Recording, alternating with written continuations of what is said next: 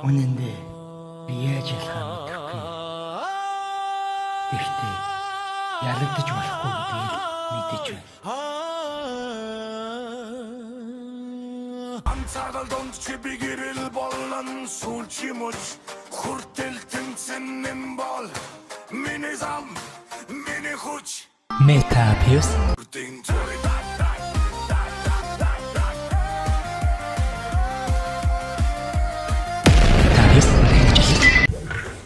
Дэлхийг чөтгөрүүдээс хамгаалахын тулд эдэнтэй тултгаар сонгогдсон хүмүүс байдаг бөгөөд тэднийг сонгогдсон хүмүүс гэж нэрлэдэг.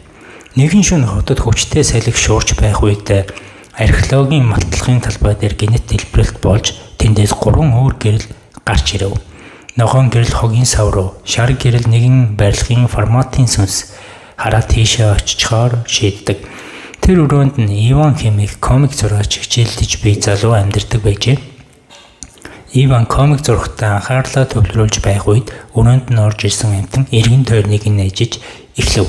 Түүний зурж дуусгаад салхи генет хүчтэй үлээж хэвлэлсэн комикууд нь нисч цааснууд дэш хөөрөв. Гэрэл аажмаар гарч томороход портал үүсгэхэд тэр амтан Иваныг тэр хонглолоо дүлхв. Тэр хагарал хэмээх газар очиж гадаад төрх нь өөрчлөгдсөн байв. Хэдхэн хормын дотор моднуудаас дундаас том чулуунууд газраас гарч ирэв. Гинэд 3 одтой чөтгөрүүд салхи гарч ирэв. Тэр амтан өөрөөр нь ойртож байгааг Иван анзаарав. Айснаасаа хөлөрч байсан ч өөрийгөө баатар гэж бодсон тулд энэ амтан түүнийг гэмтээхгүй гэж итгэж байв. Гэвч чөтгөр дайрахад тэр амтан түүнийг шархтуулж чадсан Иван гайхав. Чөтгөр дахин дайрах гэж байхад ханхуу луу код нэртэй сонгогдсон хүний нэг гишүүн гинэд ирж чөтгөрийн дайралтыг нь зогсоов. Түүний ээлж дайрахад түүний цохилт дайсан нөлөөсөнгүй. Дайсан түүн рүү давшиж хоёулаа тулалдав. Иван тэднээс цухтаахаар хурдан гүйсэн боловч гинэд түүнд сэлэм хэлбэртэй гэрэл гарч ирэв. Энэ сэлэм чөтгөрийн анхаарлыг шууд татсан тулд Иван руу дахин хөв. Ханхуу лууг чөтгөрүүд рүү дайхыг оролцсон ч онсонгүй. Иван мод руу авирсан боловч чөтгөр модыг мөргөхөд тэр доош өнөв. Тэр сэлмээ унгаж чөтгөр рүү түүнийг барьж ав. Гэвч чөтгөр сэлмээс өөр дээр нь унахыг тооцоолоогүй бөгөөд энэ түүний өвхөлд хүргэсэн юм да. Иван хүлээлгийн байрандаа сэрээд босон явдлыг зүүдгэж бодов. Нэг нь нохоо түүн рүү дөхөж ирээ тэр амтны толгой дээрх амтныг анзаарав. Тэр шар амтны гэртээ аваач муурны хоолоор хооллоо. Үүнээс болж өөрийгөө Жерман гэж танилцуулсан юм. Энэ амтан уурлаж өөрийгөө бурханлаг аратан гэж хэлв. Жерман өөрийгөө олон сая жилийн турш 3 ертөнцийг хамгаалж ирсэн Хормац хамгаалалтын бурханлаг аратан гэж нэмж хэлв. Тэрээр мөн Иваны нөгөө шөнө хэрэгэлсэн Экскалибур сэлмийн түүнээс гаралтай бөгөөд үүний ачаар Иван чөтгөрийн салхинд амьд гарсан гэж хэлв. Иван Жерманы дурдсан сэлмийн даруй санав. Энэ үед Жерман Иван түүний одоо сонгогдсон хүмүүсийн албан ёсны гишүүн болсныг хэлв. Жерман цаашид тайлбарлахдаа эдгээр хүмүүсийн жирийн хүмүүсийн харж чаддаггүй чөтгөрийн мангасууд болон сүнслэг араатнуудыг харж чаддаг бөгөөд дайснууд дэлхийг гэмтээхгүй тулд хагарал руу очиж чөтгөрийн сахиулуудыг ялах үүрэгтэй гэв. Иван тэр үед 1000 бэрийн дуу хоолой апийн түүний гар утсанд суусныг мэдээгүй байв. Энэ апийг сонгогдсон хүмүүсийн гишүүдийн харилцаа холбоо дээд албан тушаалтнуудыг зарлал хүлээн авахд ашигладаг байсан юм. Энэ мөн Иваны хувийн дансныг автоматар үүсгэж түүний хэрэглэгчийн нэр шөнийн сэлэм болов. Үүнээс болж тэр тэнд нэгээр гарч буй сонгогдсон хүмүүсийн хуулийг мөн мэдээгүй байв. Бусад гишүүд энэ апаар харилцаж байхад өмнөх шөнө ялагдсан 3 одтой чөтгөрийн салхины тухай ярилцаж байв. Тэд шөнийн сэлэм гэх хэрэглэгч нэртэй шинэ гишүүн харж энэ шинэхэн гишүүн тэр 3 одтой чөтгөрийн салхийг ялсан алуурчин болохыг мэдв. Үүнээс болж хан тэр шөнө юу босныг гэнэ заавнав. Тэр ханхуу луу буюу ихэнх хүмүүст шөнийн маркиз гэдэг хүн байжээ.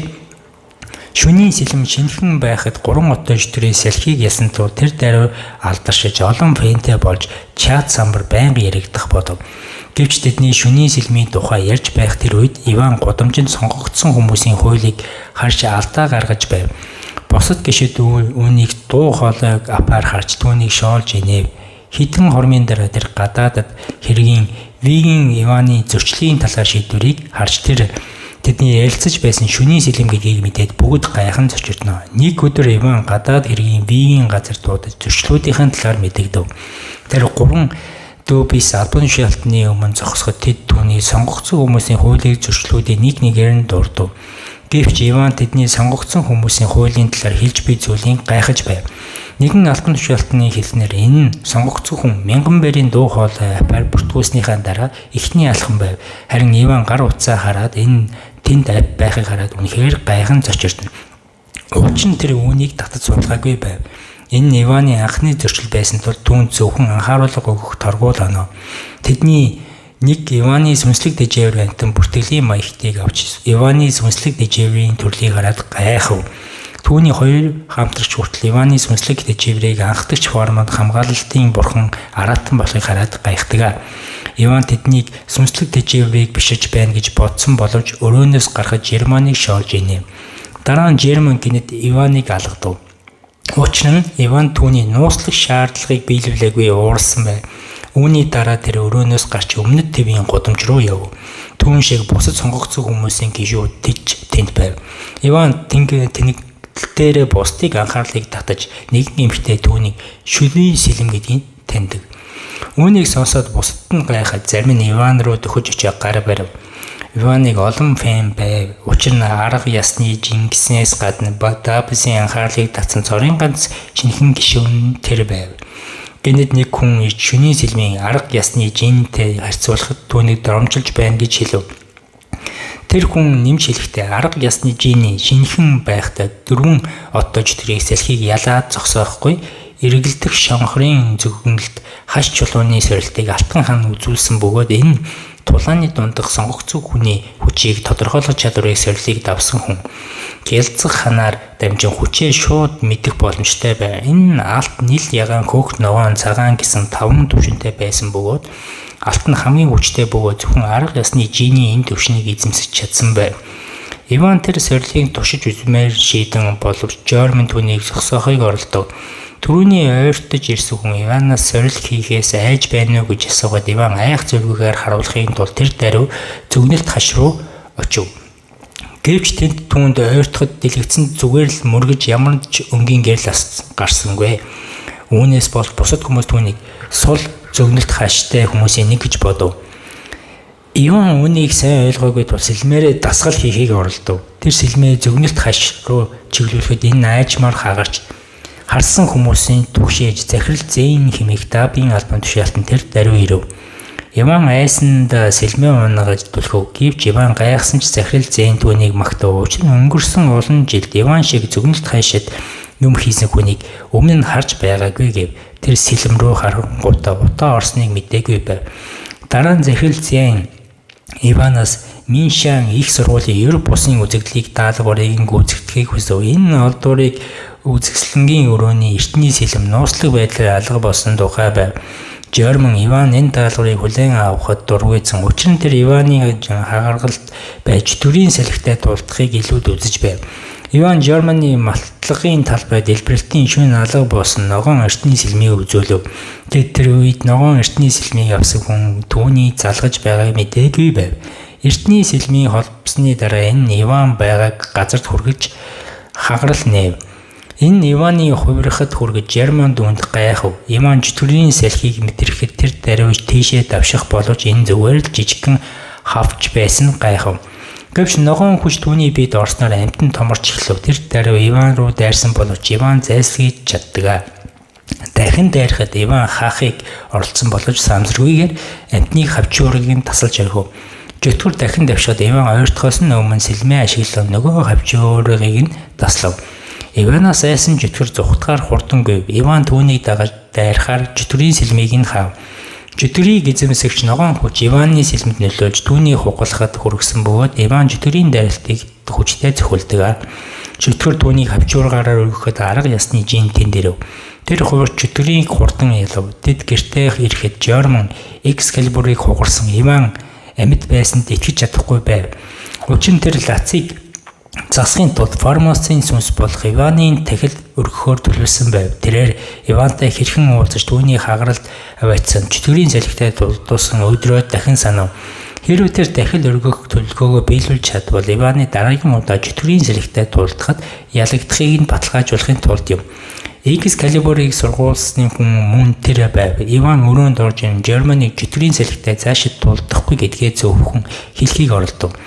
Гэвч Герман Иван тулдахаас үхэхээс айж байгааг мэдэв. Гинэт дөрөнд дахин хүчтэй салхи шуурчээ. Эвдэрсэн Excalibur өөрөө засагдсныг хараад Иван сэлмийг барьж байгаа Герман сэлмээс ногоон гэрэл гарч байгааг анзаарав. Энэ чөтгөрийн салхинд харсантай маш ижилхэн болохыг нь санав. Маргааш өдөр сонгогдсон хүмүүс гишүүд Маншита сургуулийн даалгаврыг арга ёсны жинийн болон шөнийн сэлэм гүйцэгдсэн тухай хэлэлцээр гарна. Зарим нь арга ёсны жин хэн нэгэнтэй хамтарч ажиллахад шийдсэнд итгэж чадахгүй байв. Учир нь тэр даалгавраа ганцаараа гүйцэтгэхдээ алдартай байдаг. Хан нүүх гэж байранд очоод Иван тэнд амьдардаг байв. Түүний жолооч Мори түүнээс яагаад шөнийн сэлэм анхаарал хандуулж байгааг асуугаад хан энэ хүн үнэхээр хүчтэй мэт санагдсан, заримдаа үүнтэй итгэлтэй биш байгаа юм шиг санагдаж байна гэж хариулдаг. Мори түүний шөнийн сэлмийн хагаралд урахыг нь санал болгов. Ингэснээр түүний хүч үнэн эсхийг өөрөө харж болж байв. Гэнэт хэн нэгэн хаалганы цонх дарахад энэ нь Иван байв. Тэр Германы өмнө элсэнд суулгасан ургамлыг авч явж байв. Тэд мөн баян хүн яагаад ийм байранд амьдрахыг сонгосныг гайхаж байв. Хэсэг хугацааны дараа хаалга нэгдсэн боловч зөвхөн Иван орж чадав. Тэр хаангийн гол өрөөнд хүрэхээс өмнө халдваржуулах өрөөгөөрөө дамжин өнгөрөв. Дотгош ороо тэр гурав оттой чөтгөрийн сэлхийг ялах үед хамт байсан ханг шууд танив. Тэрээр шинэ хөрштөө бэлэг болгон үннэртэй ургамал өгдөгөө. Дараа нь тэр гайхшин биширдэг чимэглэлийг тойруулан харав. Тэр нэг дэлгэцэнд хүрэхэд таг гинэт нээгдэж олон төрлийн чулуунууд гарч ирэхэд гайхав. Хамгийн хийснээр тэр эдгээр өмнөд твийн гудамжинд олж авсан байв. Иван чөтгөрийн салхигийн цөм чулууг руугаа гараа сунхад хан тэр дайраа түүнийг зогсов. Энэ үед хан үнэндээ Иваныг өмчилж болох чөтгөрийн салхины цөм чулууг авчээ. Энэ Иваныг ясан чөтгөрийн цөм чулуу байсан боловч тулааны дараа Иван гинэт алга болсон тул хан түүнийг нууж байгаа одоо Иванд өгөхөр болжээ. Тулаанд ханч бас хамт байсан тулд Иван түүнийг зарсны дараа орлогыг нь хуваана гэж бодов. Хан хүлээн авахыг хүсээгүй Иван түүнийг албадав. Тэр өмнөд твийн гудамжинд очиход хүмүүс харсан зүйлдээ итгэж чадахгүй. Тэд шөнийн маркиз хэн нэгэнтэй хамт байхыг хүлээгээгүй юм. Учир нь тэр бусдад хайхрамжийг ханддаг байв. Тэд Дубки нэгэн албан тушаалтны эзэмшдэг магийн худалдааны газар очдог. Энэ чулууг харсны дараа тэр Иванд 300 хисаа санал болгов. Гэвч хан үнийг зөвшөөрдгүй. Учир нь 3 өдрийн өмнө 2 одтой цөм чулууг тэд 600 хисаагаар зарагдсныг мэдэж байв. Үүнээс болж ажилтан 1000 хисаагаар худалдаж авахаас өөр аргагүй болов. Хан орлогынхаа хэсгийг авахыг хүсээгүй байсан ч Иван түүнд хоол дайлсан. Хэсэг хугацааны дараа тэд ууралсан үүж түлхчийг анзаарав. Учир нь түүнд өгсөн хоол таалагдаагүй байв. Тэр хоолоо шийдэхэд нэгэн сүнслэг амтан тэр дорн зайлгав. Сүнслэг аратныг гэмтэх гэж оролдоход Иван түүнийг зогсов. Иван шөнийн маркизтэй хамт байгааг анзаарч айгаад зогтов. Сүнслэг амтан хан руу төхөж байсан тул тэрч бас тэдэнтэй явхаар шийдэв. Тэд нөгөө ертөнцид буцаж ирэхэд харгалал дахин үсчихин хан тэр даруй түүн рүү очив. Иван ч түүнийг дагав. Чөтгөрийг харамгцаа хан энэ 4 одтой чөтгөрийн салхи гэдгийг мэдэв.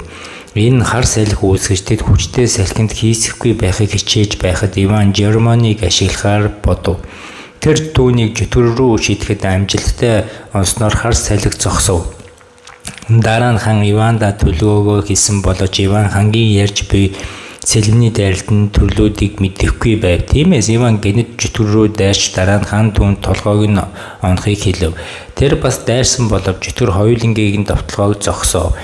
Энэ газар доогуур орж хэсэг хугацааны дараа буцаж гарч ирэхэд дахин дайрав. Тэд зайсныхаа дараа хан тэр даруй дайрсан боловч энэ гинэт алга болж шууд Иван руу очив. Иван түүнийг хаасан боловч энэ хан руу буцаж чөтгөр дахин гарч ирэхэд Иван түүнийг зохиж чадав. Хэдийгээр хан Иваны тулдаад сайн гэдгийг төлөөн зөвшөөрсөн ч хэрэв тэд дараагийн тулдаанд хүчээ нэгтгэвэл Иван тулдаандаа илүү мэдлэгтэй болж болно гэж хэлв. Иван тэр даруй хангийг баруун гарын хамгаалагчаа болохыг хүсч байна гэж бодов. Түүний хан сул хэвээр байж магадгүй гэж дурдахад хан түүний буруу гэдгийг нотолсон мөч байв. Хан хамгийн хүчтэй техник дүүгийнхаа нэгийг ашиглан чөтгөрийн салхийг бүрэн ялах хүртлээр давтан дайрав. Дараа нь Жерман чулуун зохиосныхаа дараа генет сэрэн Иван хамгийн хийсэн зүйл гайхснаас ханг сул гэж хэлсэнд буцаав. Бусад хүмүүс ч Иван хан хоёрын дөрвөн оттой чөтгөрийн сэлхийг ялж чадсныг тэр даруй мэдэв.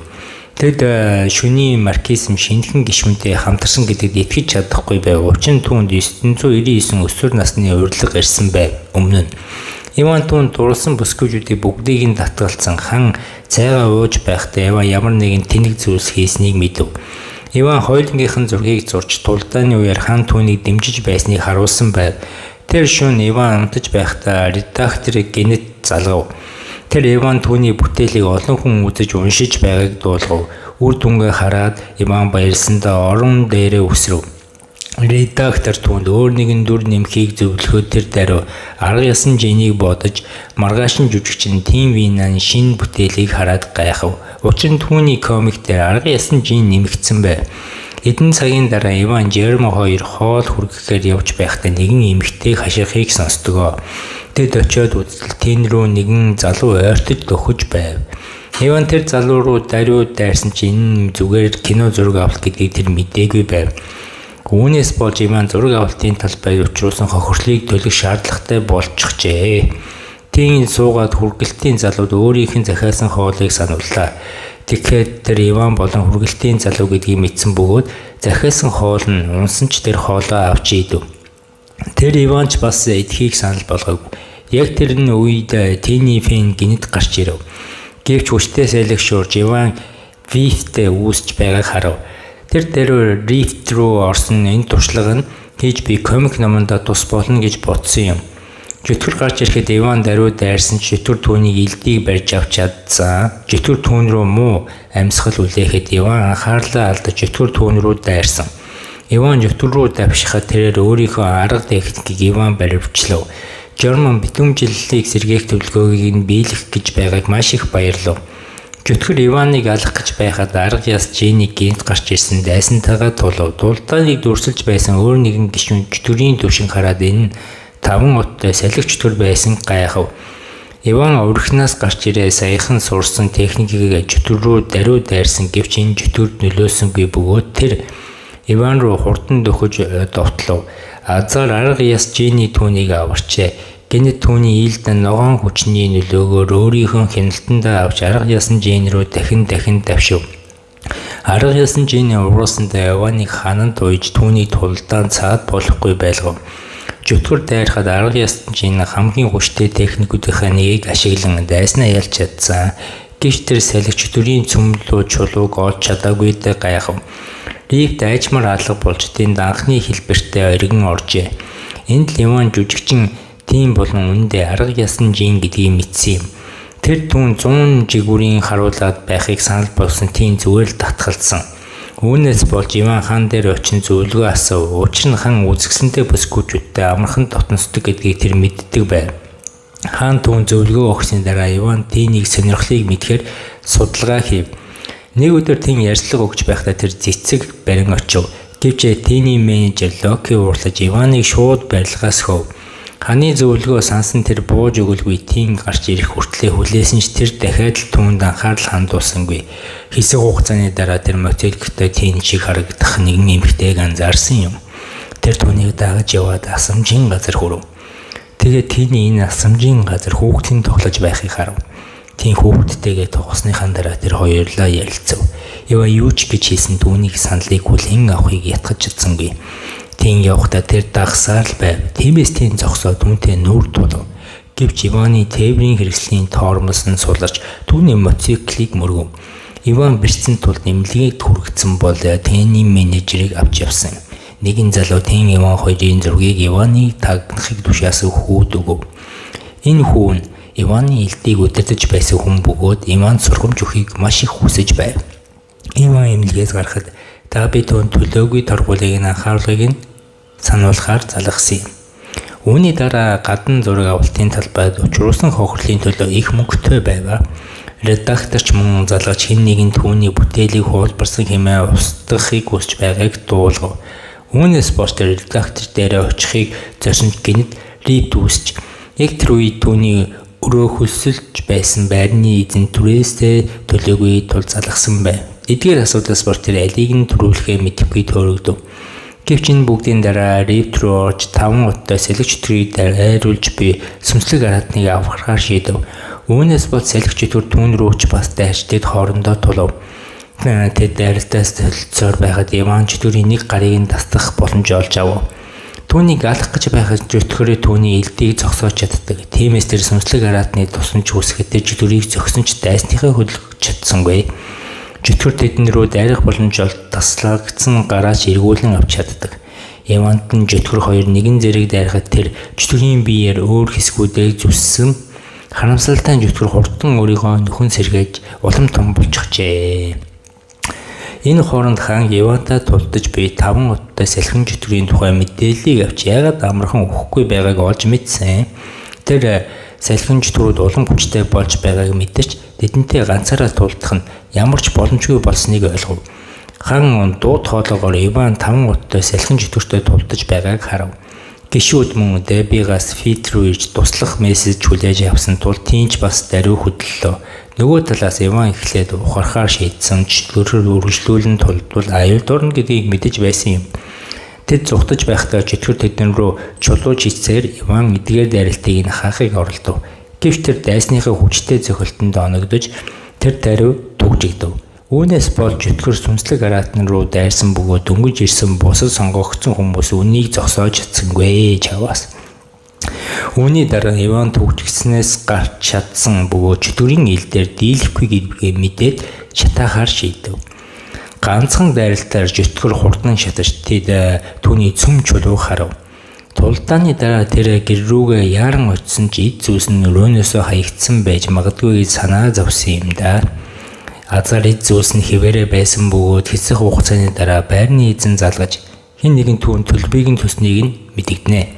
Дараа нь тэр редактортай яаж түүний эсрэг ялт тулгасан буруу байсан тулд комик номын дараагийн бүлгийг хүлээж байгааг мэддэг. Тэр дараагийн бүлэг дээр ажиллаж байхдаа Дуат холбоогоос 4 бүсээс гарсан шинэ чансааг харав.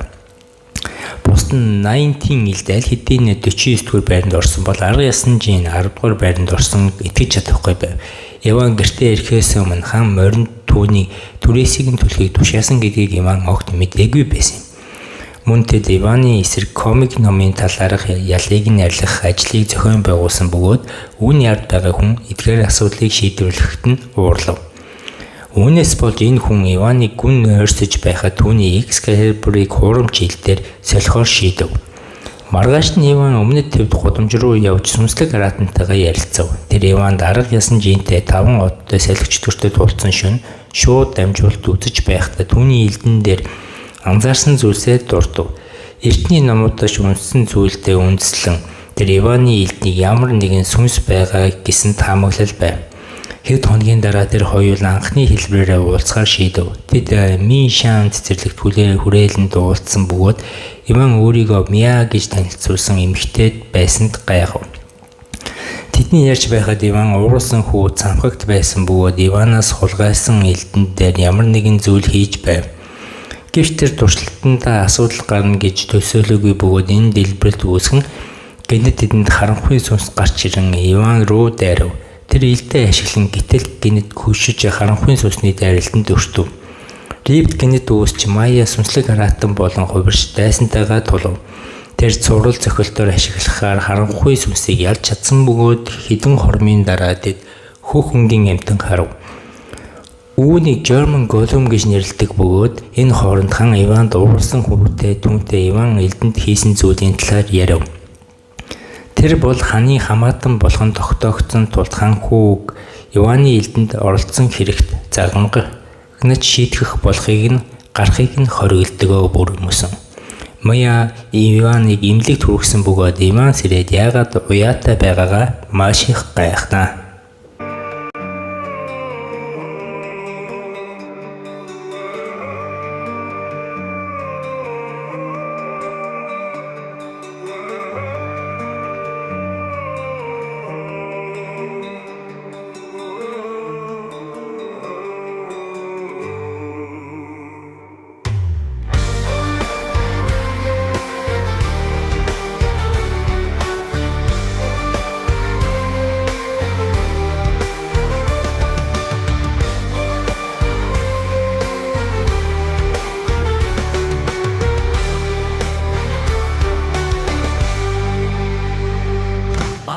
Талын ёроолоос дугаар надад нутгашигдэнэн Патротны чертонцыг эвтэн цагийг зогсон Зэвэн чакры кибер хүч буднэгэн Зэгцозэрнэн Мөнхийн дайсан таймар гүйкөтэн Хүртэл чичэрнэн